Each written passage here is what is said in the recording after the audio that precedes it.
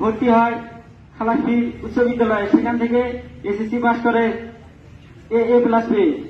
তার পরবর্তীতে সে রংপুর সরকারি কলেজে ভর্তি হয় ইন্টারে, সেখানেও ভালো রেজাল্ট করার পর ইন্টারে পাস করার পর তারপর তার সংগ্রামী জীবন শুরু হয়। তার আগেও অনেক সংগ্রাম করছে। বাবা অর্থনৈতিকভাবে অসচ্ছল হওয়ার কারণে ওর লেখাপড়ার খরচ ঠিক মতো দিতে পারে নাই। সে টিউশনই করে নিজের লেখাপড়ার খরচ চালাইছে। তারপরে যখন ইউনিভার্সিটিতে ভর্তি হয় প্রথম বছর, নিজের চেষ্টায় বিভিন্ন জায়গায় পরীক্ষা দেয়, কিন্তু সে ব্যর্থ হয়। ব্যর্থ হওয়ার পর আমি কই, ভাই তুই এখন কি করবি, গ্যাপ দিবি না ন্যাশনালে ভর্তি হবি? কয় না ভাই, আমি আরেকবার চেষ্টা করি, দেখো। তারপরে চেষ্টা করে পরের পাস পাইলো, রোকেয়াতে পাইছে এবং ইয়াতে পাইছে, ওই আরেক জায়গায় পাইছিল, ওটা আমার মনে নেই সঠিক। তারপরে কইলাম হোক, বাড়ির কাছে আছে রোকেয়া, ওখানেই ভর্তি হোক। তারপরে টিউশনি করে করে লেখাপড়া চালাইয়া এবার তার ফাইনাল পরীক্ষা দিছে। পরে জিজ্ঞেস করছিলাম রেজাল্ট কিরকম হয়েছে তোর?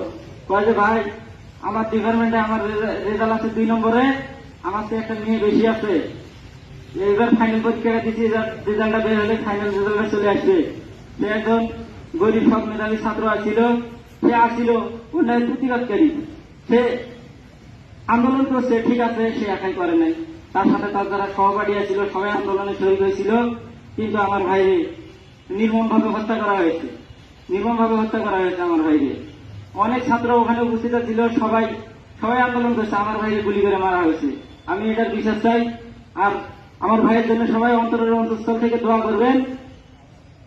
আর যদি কারো পাওনাবাদী থাকে আমাদের সাথে যোগাযোগ করবেন। আর আমি চাই, আমার ভাই মারা গেছে, সারা দেশব্যাপী তোলপাড় হয়ে গেছে, আমি চাই এই আমার ভাইয়ের আত্মত্যাগের বিনিময়ে যেন ছাত্রদের যে আন্দোলনটা সফল হয়। আর একটা মায়ের বুক যেন খালি না হয়। আমার আদরের ছেলে ভাই, আমার